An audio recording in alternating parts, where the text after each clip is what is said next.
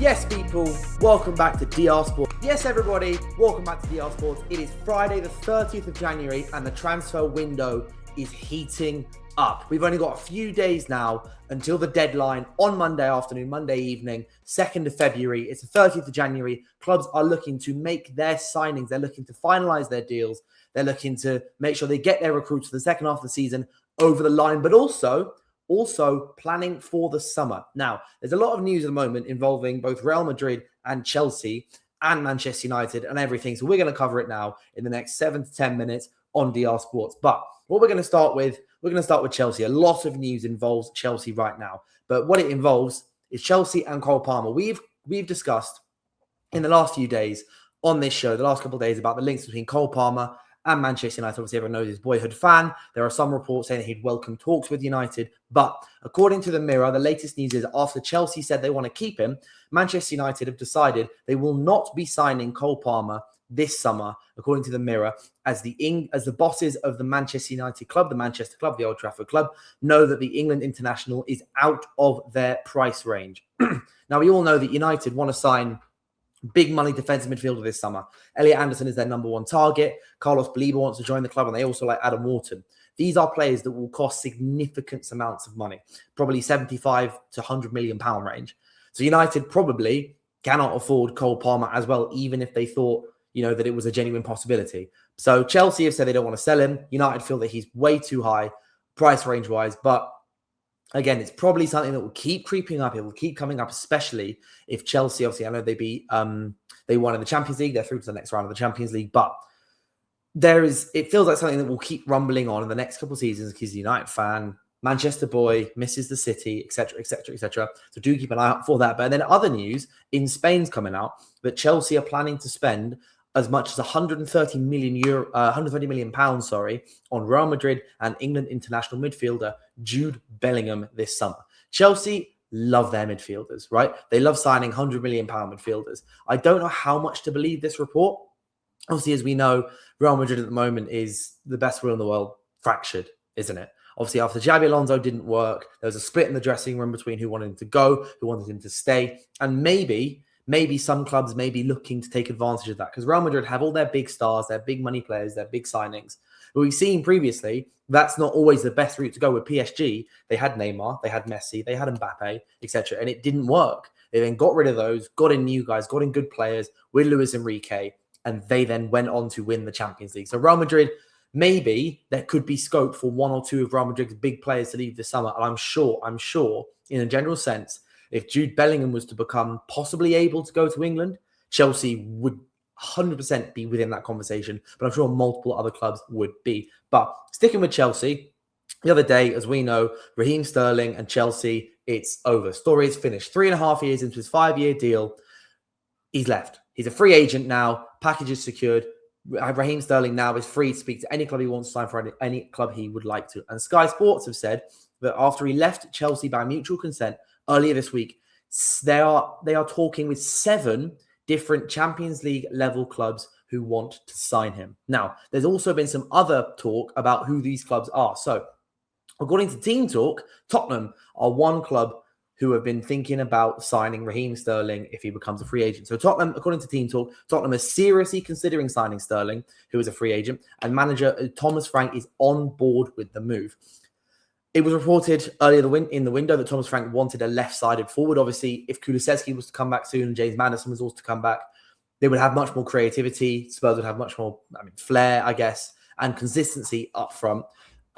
They've also been linked to Jean-Philippe Mateta, which we covered in yesterday's video, if you want to go check that out. Spurs want attacking signings. Raheem Sterling, the other day I mentioned Fulham, but Spurs could be a very good destination for him. Obviously, North London club, obviously played for Arsenal last year, so that could be an interesting move for him. But Spurs reportedly one of those teams. And also, according to Daily Mail, Burnley, obviously, who are trying to stave off relegation, as well as Serie A sides Juventus and Napoli, are also interested in Sterling. So that's a few of the clubs interested in selling. I'm sure there are others out there. London clubs will be on alert. Other Premier League sides will be on alert. And some of those in Europe, maybe in the Bundesliga or maybe in Italy. Could be alert because Sterling may have a bit left in him and maybe going to a league such as Serie A could be better for him. But equally, Premier League experience could be fantastic for any club that are looking to climb the table. But we're now going to move over move back to, I guess, Real Madrid. So a few days ago, The Athletic reported that Dani Carvajal's future at Real Madrid is uncertain. The club knows that key decisions at right back need to be made soon. Trent Alexander-Arnold has not had anywhere near the time he thought he would have had at Real Madrid since he joined just before the Club World Cup. They obviously got knocked out the Club World Cup, and this summer, Xabi Alonso came in. He's now been sacked. They lost the Copa Spania final. They lost the final against Barcelona a few months ago.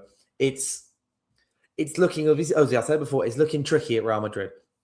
And so what this means and what's coming up in transfer reports is that, according to reports in Spain, a few days later, it's now been reported that Real Madrid want to sign Manchester United and Portuguese fullback Diogo Dalot because of their current defensive weaknesses. So look, Dani Carvajal's getting on. He's still fantastic. He's still playing. But again, as we said, the Athletic say that his future is uncertain. And Diogo Dalot, it was widely reported last summer, or like throughout, I bet maybe this time last year, that Diogo Dalot was Real Madrid. Now, this was reported by so many different outlets. Diogo Dalot was a secondary option if Real Madrid could get Trent Alexander-Arnold.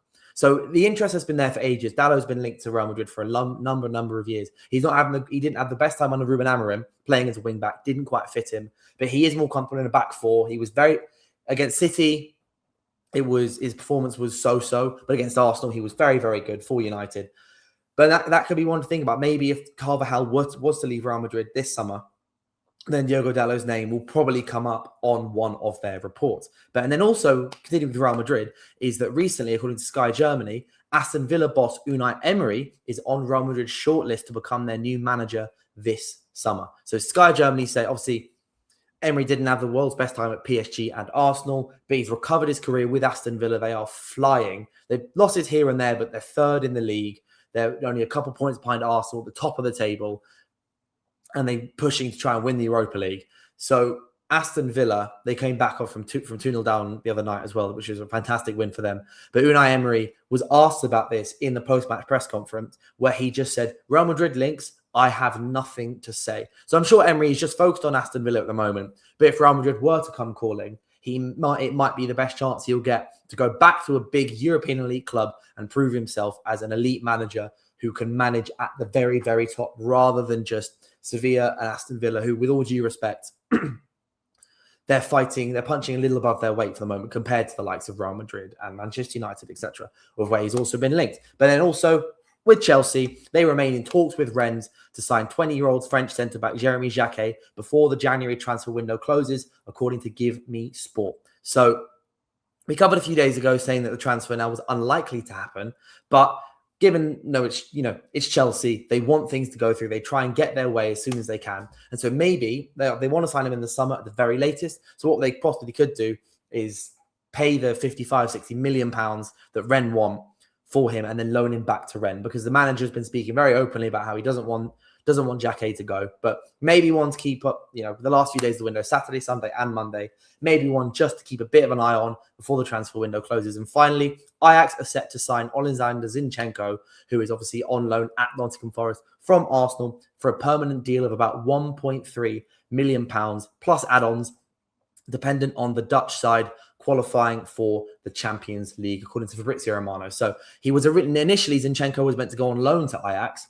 Ajax then wanted to change the deal, restructure it to sign him permanently, rather than letting him leave in the summer after a 6-month loan, where he could go anywhere they want the player to stay. And it looks like he is getting his permanent move from Arsenal to Ajax to maybe resurrect his career after Manchester City and Arsenal. Obviously didn't quite work out at Arsenal how Arteta would have hoped. But apart from that, that is all the news that has been here on the Friday. Please stay tuned. We're going to be back on Monday to talk about the final day of the transfer window. We've got the transfer show in the morning, got a live stream coming up in the afternoon, in the evening, on live at 5 to keep an eye on all the deals. But apart from that, thank you guys so much for watching. I'll see you soon. Cheers.